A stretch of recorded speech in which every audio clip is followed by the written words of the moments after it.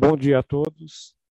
Antes de mais nada, gostaria de agradecer ao convite. É um privilégio, é uma honra estar aqui nesse momento. E eu fiz questão de estar presencialmente, tá? Pela importância do evento, pela importância do tema em si. Eu acho que é um instante, como o próprio ministro Rogério Marinho comentou, é um ponto de inflexão, tá? Para o país, para todas as atividades vocacionadas, etc., voltadas ao saneamento e, particularmente, para o resíduo sólido. Cumprimento inicialmente aqui os ministros, o ministro Rogério Marinho, o secretário Pedro Maranhão, o almirante Flávio Rocha, a presidente do Grupo Voto, a senhorita Karen, tá, com esse brilhante evento, o doutor Gianese e as várias entidades que aqui estão presentes, começando pelo doutor Márcio Mateus e agradecendo ao seu convite e, antes de mais nada, com meus votos de restabelecimento o mais rápido possível. Dr. Luiz Gonzaga, presidente da ABETRE, Dr. Carlos, presidente da ABRELP, Dr. Carlos Vila, presidente da ABDIB, e a todos aqui presentes no local e todos que estão nos acompanhando virtualmente. Eu vou usar algumas palavras que foram relatadas, tá? Por todos que estão aqui presentes. Eu sou consultor do Banco Mundial e nessa atividade e concomitantemente com o apoio e sendo docente da CETESB, consultor do IBAMA, etc., eu tive o privilégio de percorrer o país como um todo, tendo atuado em cerca de 24 das 27 unidades da federação. Pelo Banco Mundial, do sul do país, nos limites, fronteiras do Uruguai e Argentina, etc., passando pelo sudeste, pelo agreste do Brasil e indo até a região amazônica, em algumas situações sequer com possibilidades de coleta senão fluvial. Dada essa heterogeneidade do país, etc., isso fez com que se criassem soluções muito adequadas. E como consultor do banco, eu não tenho receio de afirmar que as soluções que foram implementadas no Brasil para a gestão de resíduos sólidos, tá, especificamente, particularmente para os aterros sanitários, estão dentre as melhores do mundo. E o que é ser melhor nesse tipo de ramo? São medidas que implementam, que contemplam todas as ações de proteção a todos os aspectos ambientais, quer seja o solo, as águas superficiais e profundas, o ar, todo o meio socioeconômico e assim por diante. Então, toda essa construção, e mais ainda, ao longo desses períodos de 20, 30 anos, eles foram sendo conduzidos, incorporando de uma forma inteligente, humilde, mas muito importante, várias técnicas, se construíram técnicas, se incorporaram materiais e outros tipos de tecnologias e se chegou ao que tem hoje. Em função desse desenvolvimento das últimas 2, 3 décadas, como o próprio Dr. Gianese comentou, hoje nós temos no país como um todo cerca de 60% de todos os resíduos gerados já com condição plenamente adequada de disposição e tratamento. Mesmo assim, e aquele mapa que o Dr. Gianese comentou é assustador, Então, hoje ainda, nós temos cerca de 40% dos municípios do país inteiro ainda com disposição inadequada, ainda com resíduos encaminhados para lixões. E o tema da minha apresentação, ele vai justamente iniciando na questão do saneamento básico, tá? Onde é inequívoco que todos os trabalhos de gestão de resíduos, etc., eles são pilares fundamentais do saneamento básico. Tá? É um dos pilares fundamentais do saneamento básico. E essa interconexão entre saneamento e gestão de resíduos é histórico. O próprio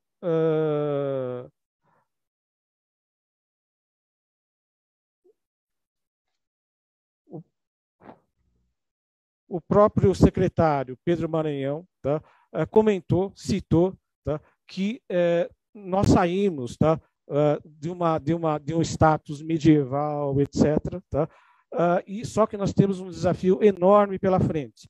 E hoje eu vou usar esse momento do país, tá, para aproveitar e colocar essa interconexão entre gestão de resíduos, saneamento e as pandemias, e as grandes pandemias do mundo, tá, são históricas e nasceram desde a época medieval. Por exemplo, vou citar um caso, tá? Por exemplo, nos anos de 1347, 43, mais ou menos, etc., houve uma lógica e surgiu uma doença na Ásia, tá? Gerada por uma bactéria, e rapidamente ele aportou para a Europa, para os principais portos comerciais de Gênova, Veneza, etc., e ele se alastrou de uma forma avassaladora por toda a Europa. E foi uma pandemia que foi causada por uma bactéria cujo hospedeiro eram ratos, pulgas e assim por diante. Essa proliferação e é uma doença e uma pandemia que era inexplicável, ainda hoje está se especulando várias coisas, tá?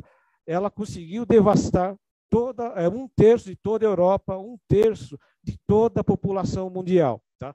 Isso significa ter havido uma dizimação de cerca de 75 milhões de pessoas. Tá? Então, eu creio que a colocação do secretário foi precisa, tá? E isso, todo esse avanço que nós conseguimos nessas últimas 2, 3 décadas são importantes. Eu acho que esse marco do saneamento vai ser definitivo para que a gente alavanque, consiga recuperar e percorrer o Brasil como um todo. Por outro lado,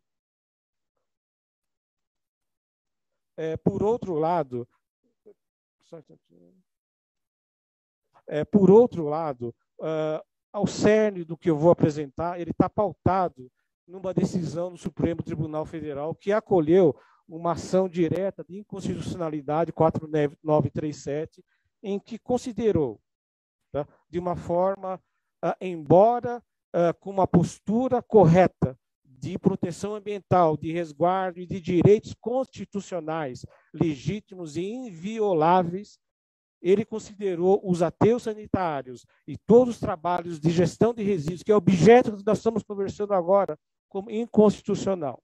Por consequência, todas essas atividades passaram ou deixaram de ter o direito de ocupar áreas de preservação permanente. Ora, os aterros sanitários e cada compartimento do aterro ele foi criado para proteger cada aspecto ambiental. E assim o fez, assim ele é monitorado, etc., e assim por diante. Tá? E o aterro sanitário foi um instrumento fundamental para que isso pudesse acontecer. Então, eu acho que isso nasceu por uma interpretação equivocada dos ministros da corte, aonde foi notório que eles confundiram gestão de resíduos com lixões. Muito pelo contrário, a gestão de resíduos tem a incumbência de liquidar com os lixões, de nos tirar e jamais voltar a fazer o Brasil ir para um caminho de uma situação no panorama medieval, como o secretário comentou. Um primeiro ponto, então, que seria importante destacar é, primeiro, a garantia inviolável, que já comentei, da Constituição brasileira, em termos de direitos de uma condição equilibrada, ecologicamente equilibrada, etc., e de saúde pública. E a Lei 11.445, tem um engano ali, tá? Onde a lei de saneamento, que dá diretrizes de saneamento, ele deixa indiscutivelmente os pilares que foram mencionados pelo ministro, inclusive, tá?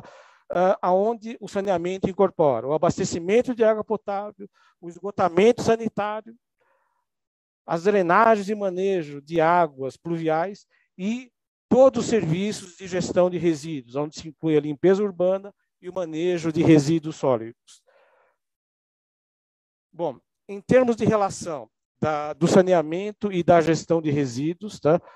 Então, só simplificando e resumindo, É indiscutível a questão de que os resíduos sólidos são pilares, é um dos pilares fundamentais do saneamento básico. Aqui é o exemplo que eu comentei da questão medieval, que vem de encontro preciso do que o secretário comentou, tá? Que é a questão da grande pandemia da peste negra, que avassalou toda a Europa e toda a população mundial. Tá?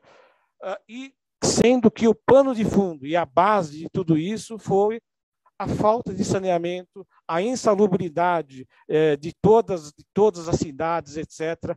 O lixo e os dejetos eram lançados diretamente nas vias e daí para os corpos hídricos, gerando a contaminação de todos os corpos hídricos na Europa, Rio Sena, Rio Tibre, etc.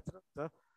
E isso gerou as consequências que eu mencionei de mais de 75 milhões de vítimas e poluindo todos os corpos hídricos da Europa. Mas isso não é um privilégio. Eu estou falando de resíduos sólidos, mas eu não poderia deixar, falando de saneamento, dizer, como o próprio ministro comentou muito bem, que hoje ainda nós temos vários corpos hídricos e isso tem uma parte da repercussão dessa questão de disposição inadequada, de gestão inadequada de resíduos ainda nos 40% dos municípios do país, com vários rios ainda poluídos. Tá? Eu não vou comentar aqui, acho que isso pode ser pauta de uma discussão posterior, além da questão dos resíduos de saneamento, tá? E isso é importante colocar. O Brasil hoje tem uma cobertura florestal da ordem de 59% a 60%. Um dos fatores primordiais aonde se gera e pode se propagar essa geração de bactérias, vírus, etc., é justamente a falta de uma gestão agrícola sustentável. Tá? Por exemplo, a China chegou, em algumas épocas, a ter cerca de somente 5% a 8% de cobertura vegetal. Hoje ela está com 22% a partir de ações de regeneração e assim por diante.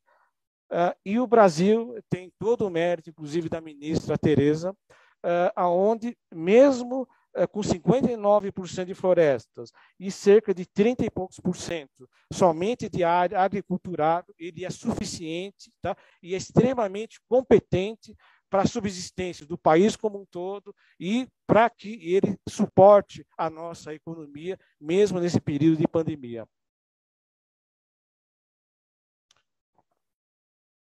Bom, entrando então nas consequências da restrição do Supremo Tribunal quanto à decisão de considerar a gestão de resíduos como de não utilidade pública, quando essa foi a base e o princípio de sua origem, isso gerou várias consequências. Só uma linha do tempo bem rápido, tá?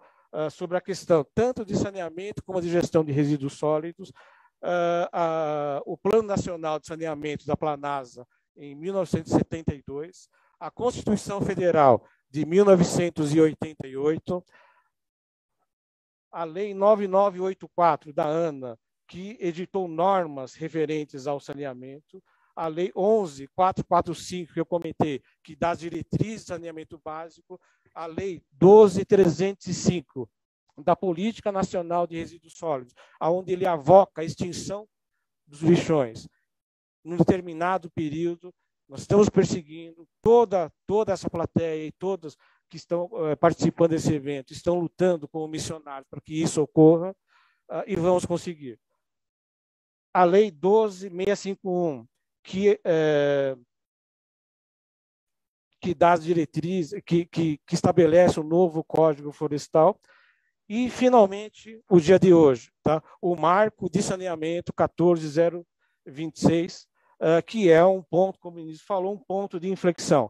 Mas, nesse histórico, é importante apontar, então, a questão da decisão da Corte, considerando a questão da gestão de resíduos, embora sendo claro que faz parte, é um dos pilares do saneamento básico, retirando do artigo 3º do Código Florestal e com isso fazendo com que todas essas unidades eles se inviabilizem e tenham consequências que eu vou mostrar logo mais. Por outro lado, ele mantém o saneamento, que é contraditório, porque o resíduo sólido faz parte do saneamento de uma forma indiscutível. A partir do momento que a gestão de resíduos sólidos ele é retirado, ele gera consequências inimagináveis. Então, serviços públicos, toda a questão de limpeza urbana, etc., então, indiscutivelmente, ele está dentro da Lei 11.445, e a decisão do Supremo Tribunal Federal, e isso é indiscutível, foi uma questão de fazer uma conexão entre gestão de resíduos e lixão. Tanto é que alguns trechos, e isso já ele vai direto ao assunto, houveram algumas colocações dos ministros da Corte, onde se colocou que, na prática, o resíduo sólido é um verdadeiro lixão. Tá? O resíduo sólido é um lixão e assim por diante, e não é saneamento. Então, acho que cabe, nesse momento, tentar colocar de uma forma muito clara o que é lixão, o que é a gestão de resíduos sólidos. Tá?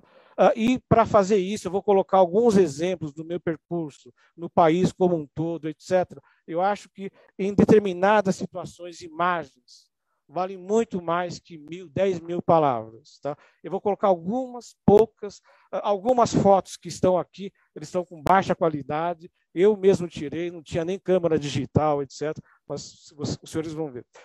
Então, os lixões são áreas onde os resíduos são lançados de forma totalmente incorreta, diretamente no solo, gerando impactos e danos e poluindo córregos, induzindo vetores e assim por diante. De forma, além de tudo, de forma clandestina e ilegal.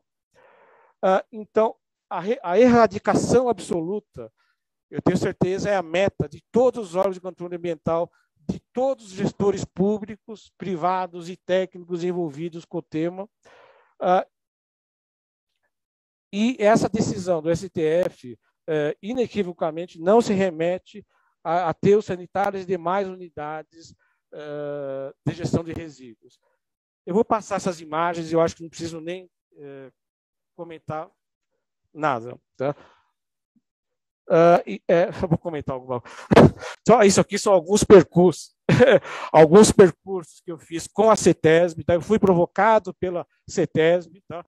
Que, como o senador Giordano comentou, a cidade de São Paulo, o estado de São Paulo, ele abarca os maiores aterros do país, e eu fui provocado pela CETESB se eu se remeteria somente aos grandes aterros ou ajudaria o estado. Então, eu parti para ir em vários municípios, tá, numa cilada da CETESB, eu cheguei no ano a fazer 30, 40, 50 aterros, tá? Então, vários municípios, e ninguém sabe porque ele está oculto, tá? Como Campos do Jordão, Caraguatatuba, etc., tinham lixões emblemáticos. O lixão do Jockey, aqui na Estrutural, ou seja, a 7 quilômetros daqui do Planalto, tá? Tinham lixões que eram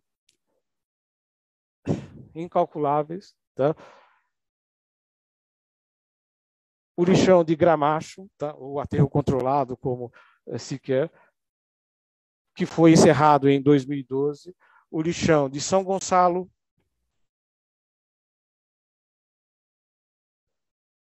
vários municípios que são paraísos, né? Mas com o lixo lançado de forma clandestina. Saquarema, no Rio de Janeiro, e isso é um trabalho que eu fiz com o INEA, tá? Com a própria secretária do Meio Ambiente do Rio de Janeiro, percorrendo vários municípios do estado, Araruama, Maringá, no Paraná, Maceió, em Alagoas.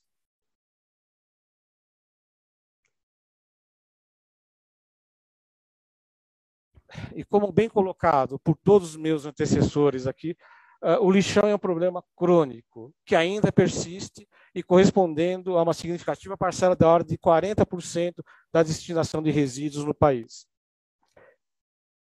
Com vários problemas ambientais, sociais e de saúde, mas o Brasil está caminhando para a sua erradicação. Vou usar alguns mapas e os presidentes das entidades estão aqui, então me sinto confortável, da ABETRE, onde ela coloca no mapa do Brasil o que são, qual é a ocupação dos lixões nos municípios do país, e é um mapa que o Dr. Gianesi apresentou. Cerca de 40% de todos os municípios do país são cobertos por lixões. Por outro lado, 60% eles são contemplados com aterros sanitários e outras soluções da gestão de resíduos. Só fazendo um balanço, região por região, por exemplo, na região Nordeste, na região Norte, cerca de 60% a 65% de todos os resíduos ainda são lançados em lixões. Na região Centro-Oeste e idem, e as exceções são a região Sudeste e Sul, com mais de 70% a 75% dos resíduos operados adequadamente, indo de encontro ao que o senador comentou agora para nós. No balanço geral, do ponto de vista quantitativo, então, os resíduos hoje, isso é um grande avanço, é um mérito de todos os atores que estão participando desse evento, já são encaminhados adequadamente a aterros sanitários, embora cerca de 8% a 9% ainda não sejam coletados.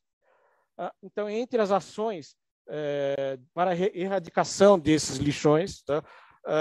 Com o exemplo que foi colocado agora há pouco pelo Almirante, tá? Então, ou pelo Dr. Gianesi, se os Estados Unidos demorou 30 anos para erradicar, tá? Hoje o cenário do Brasil é de franca reversão, e para que isso acontecesse, o instrumento fundamental foram os aterros sanitários e todas as atividades de gestão de resíduos. Eu vou tomar liberdade, da mesma forma que o Dr. Gianesi comentou nos Estados Unidos, eu vou dar um exemplo no Brasil. Tá?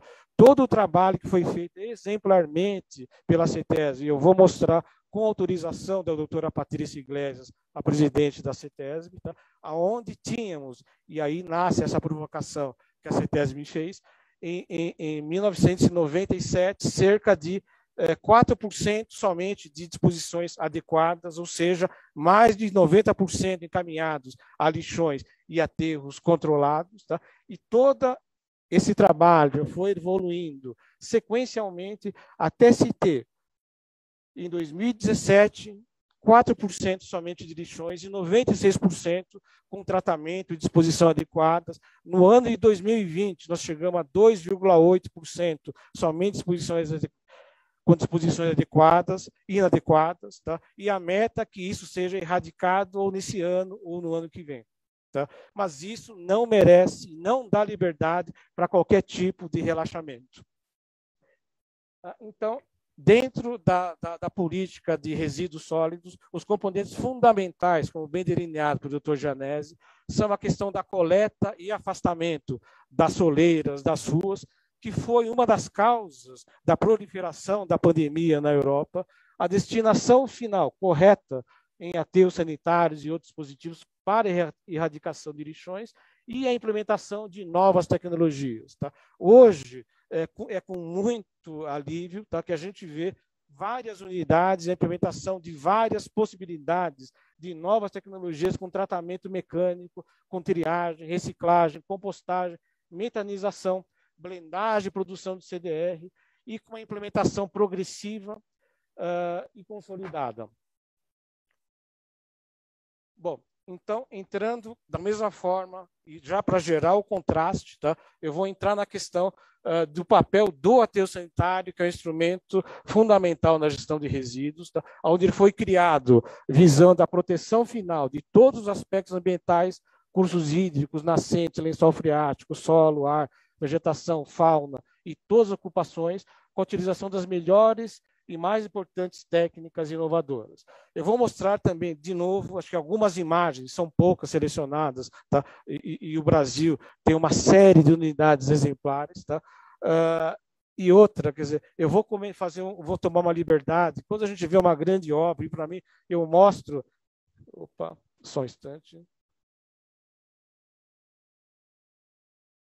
eu mostro esses exemplos como grandes obras. Tá? Quando a gente fala sobre uma obra de arte importante, e vemos as imagens, a gente fala de Tarsila, de Cavalcante, Portinari, Eu vou fazer questão de citar alguns nomes, tá? Que, no fundo, esses são os grandes artistas, esses são os grandes heróis e que não se esquivaram nenhum dia, mesmo diante dessa pandemia que nos está assolando. Tá? Bom, aqui é o Aterro Bandeirantes, que iniciou em 1978 e se encerrou em março de 2007, que foi encerrado totalizando cerca de 50 milhões de resíduos dispostos, operado à época pelo engenheiro Silvio Andrade, depois e hoje opera, hoje contando com a usina termoelétrica Bandeirantes, que gerou cerca de 20 megawatts, e só para se ter uma referência, era a maior usina termoelétrica com motores ciclo-Ottos do mundo à época. Se implantou e está se operando uma central de tratamento de resíduos sólidos de serviço de saúde, em homenagem ao engenheiro Marcos Araújo, da Loga. O aterro de Caieiras, a UVS Caieiras, que recebe cerca de metade dos resíduos gerados no município de São Paulo, e, além disso, outros resíduos de tratamento de áreas contaminadas, e já está num estágio extremamente promissor, não só com aterros de resíduos classe 2, mas também resíduos classe 1, com todas as ações de logística reversa, tá, voltados a tudo que nós conversamos, que foi apresentado agora há pouco, unidade de recuperação de metais, que foi substituída por uma unidade de blendagem, produção de CDR para produção de energia. E, além disso, a termoelétrica da Termo Verde, que gera hoje cerca de 30 megawatts-hora, a maior unidade da América Latina, que é responsável e tem capacidade para abastecer uma população de 500 a 600 mil habitantes. Mas isso não basta. Eu acho que, com a boa gestão do aterro, ainda há um excedente de gás e já está se pensando em outras alternativas, como biometanização, desidratação de lodos, etc., afora outras possibilidades tecnológicas. A Central de Tratamentos Leste, que recebe a outra metade de resíduos no município de São Paulo, em continuidade, o aterro São João, que se iniciou em 92, e hoje, com todas as unidades de gestão de biogás, o aterro CDR Pedreira, no limite entre São Paulo e Guarulhos, o aterro de Osasco, que foi uma recuperação do antigo aterro municipal, tá, que foi revitalizado, o aterro metropolitano Centro de Salvador, que recebe todo o resíduo de Salvador e região metropolitana, com ressalvas para sua termoelétrica, com gestão de todo o biogás. O aterro de Guamá, no Maranhão, no Pará, desculpa, tá? Que recebe todo o resíduo de Belém, Ananindeua e Marituba, e todo o sistema de tratamento de chorume. O aterro de Seropédia, que recebe todo o resíduo do Rio de Janeiro e mais 8 municípios da região metropolitana, recebendo cerca de 10.500 toneladas por dia e contando com a estação de tratamento de chorume e uma unidade de biometanização, que é a maior unidade da América Latina, responsável por ser, hoje, fazendo uma gestão de 23 mil normal metro cúbico por hora de biogás. O aterro de Calcaia, no Ceará. O aterro de Macaúbas, que recebe todo o resíduo de Belo Horizonte e região metropolitana de Belo Horizonte. O aterro de Betim, de Juiz de Fora, de Campos de Goytacazes, de Guapó, de Joinville, em Santa Catarina. Minas do Leão, que recebe todo o resíduo de Porto Alegre, toda a região metropolitana e vários inúmeros outros municípios. O aterro de São Leopoldo, indo ao sul do país. Bom, com isso, os componentes básicos, eu vou passar de uma forma bem rápida, tá?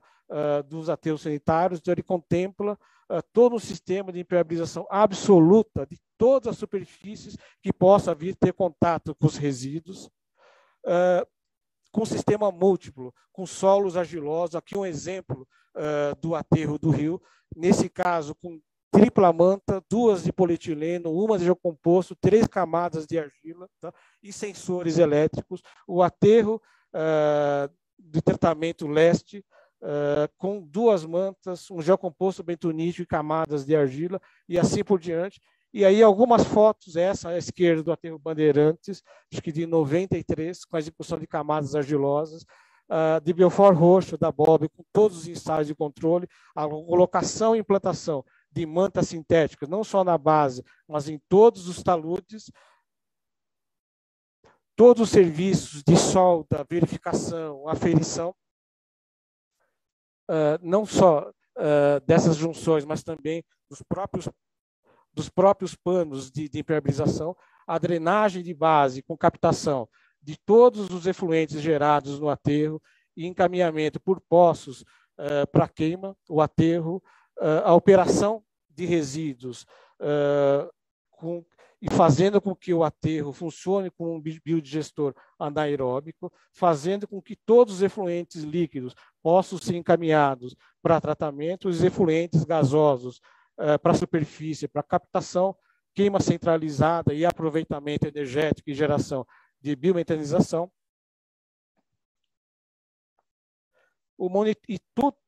Todos esses serviços eles são controlados e monitorados para a certificação dessas atividades.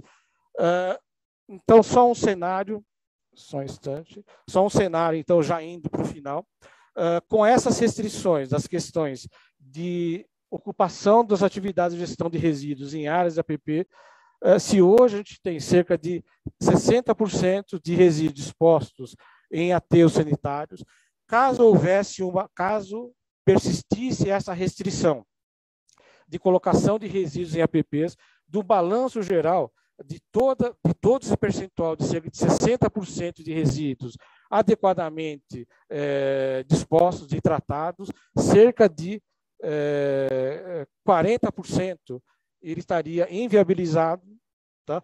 E o cenário remeteria a uma situação com cerca de 80% do país com uma disposição inadequada.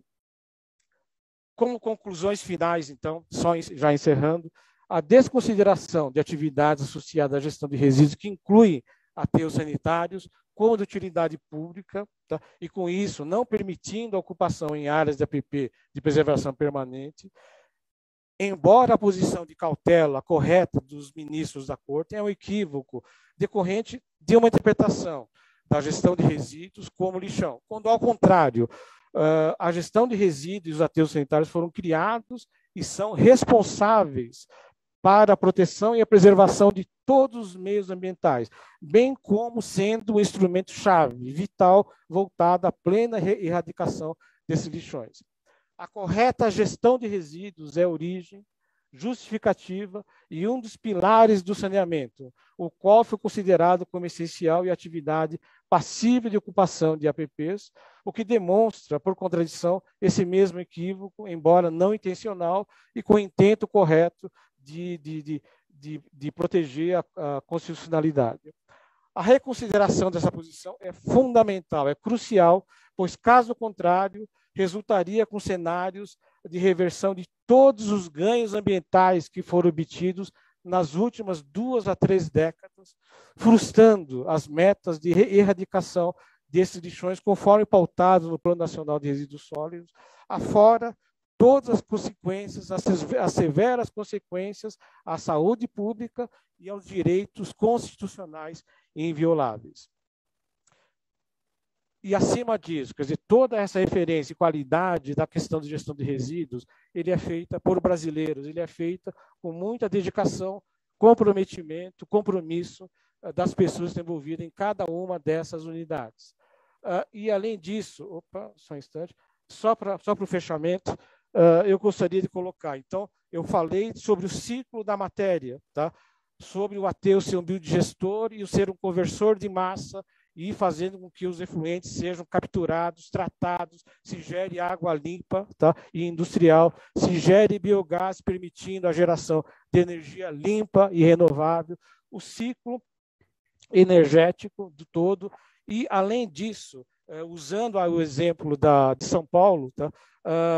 Foi colocado e foi utilizado e considerado, a partir de um certo instante, que é um plano que foi montado pela doutora Patrícia, tá? De alocar as compensações ambientais desse projeto, como de outros, tá? Mas principalmente esses de resíduos, para o fortalecimento das matas ciliares, tá? E das coberturas dos reservatórios de abastecimento do Cantareira, justamente os reservatórios que abastecem a mesma população que são atendidos por essa gestão de resíduos. E aí se fecha um ciclo ambiental, além os aterros sanitários de gestão de resíduos, além de proteger o meio ambiente, e cada aspecto, tá, ele ainda gera o fortalecimento de outros aspectos em outros locais e fortalecendo ainda mais essa questão constitucional de proteção ambiental. Era isso que eu tinha para dizer. Muito obrigado a todos. Bom dia.